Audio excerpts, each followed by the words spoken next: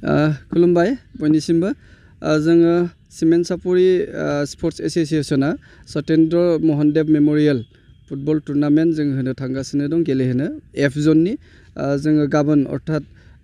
9 December खालारनिफ्राय जों जागायनो नागिरदों जोंनि नैबे सिमेन्ट सापरि मिनि स्टेडियामाव दा बेवहाय जोंनिया गासै मोन 6 हानजाया बा मोन 6 जिल्ला हानजाया जोंना बेयाव बाहागो लागोन आरो बे बाहागो लानायाव जोङो बेखौ सानथामाव गेलेहोगोन मोनफ्रोमबो बा सानफ्रोमबो जों मोननै गेम गेलेहोनो आखायाव लादों दा बेवहाय जों नायदों जोंनि गाहाय थांखिया जाहैबाय जे जों गेलेनायनि फारसे जोंनि लाइमोनफोरखौ माने एवारनेस खालामनाय बेजों लोगोसे जोङो गेलेनायजों मोनसे गावनि जिउ मावथांखि एबा केरियार जानो हायो बे केरियारखौ जों दिन्थिनो थाखाय गासै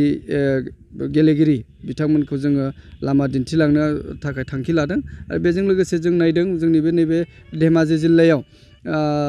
माने जोलुरनि फारसे जोंहा गोसो बोनाया बांसिन बारायदों मानोना जों थांनाय समाव धेमाजि जिल्लानि बे आन्डार 15 नि जा हानजा बे हानजाखौ सेलेक्सन खालामनो नैबे फिल्डआवनो जोङो लादोंमोन आरो बे फिल्डआव 350निबो बारा गेलेगिरिफ्रा 15 बोसोरनि गाहाय बैसोनि बिथांमोना बेयाव बाहागो लादोंमोन आरो बेखौ जों मोननै पर्यायाव जों सेलेक्सन खालामदों मोनसे गिबियाव जोङो 40 सा लाखिबाय बेनिफ्राय जोङो आरोबाव कचिं होनायनि उनाव दा 18 सा जों लाखिनानै दोनदों दा बिथांमोनखौ जोङो धेमाजि जिल्लानि जानानै गेलेहोगोन दा बेवहाय जोंनि धेमाजि जिल्ला माने स्पर्ट्स एसोसिएशना बेखौ आखायाव लादों आरो जों बेखौ सिमेन्ट सापरि स्पर्ट्स एसोसिएशन हिसाबै जोङो बानजायदों दा बेवहाय जोङो आसाम फुटबल एसोसिएशननि मानगिरि बिथांमोनखौबो जोङो गोजोननाय बावदों हामलायनाय बा साबायखर बावदों जों मानोना जोंनि नैबे सिमेन्ट सापरिखौ बिथांमोना सेलेक्सन खालामनायनि थाखाय दा आङो नोंथांमोननि नैबे चेनेलनि गेजेरजों जोंनि गासैबो सिमेन्ट सापरि ओनसोल बा सानजारि नोगोर ओनसोलनि गासै गेलेनाय मोजां मोनग्रा रायजो राजा बिथांमोनखौ गाबोन फुंनि 9 बाजिनिफ्राय फैनानै जोंनि नैबे गेलेग्रा फोथाराव फैनानै जोंनि नैबे उन्दै जाखांफुनाय लाइमोनफोरनि गेलेनायखौ नायफैनो थाखाय आं खावलायदों गाबोननो जोंनिया जिहेतु मोन 6 जिल्ला हानजा दङ माने उदालगुरि बेहेरगाव लखिमपुर आरो ओरैजाय जोंहा दखुवाखाना धेमाजि बेबायदि हिसाबै मोन 6 दं हिसाबै आरो आसा खालामदों मोजां गेलेनायानो जागोन जिहेतु वर्ल्ड काप फुटबलबो सोलिगासिनो दं बेजों लोब्बा लाखिनानै जोंनि गथ'फोराबो आरो जाहाथे फिउचाराव वर्ल्ड काप गेलेहैनाय बा जोंनि भारत हादरखौ रिप्रेजेन्ट खालामनो हायो बेखौनो जों मिजिं लादों बेजों लोगोसे जोङो सिमेन्ट सापरि स्पर्ट्स एसोसिएशना जिहेतु दाजानाया गोबाव जायाखै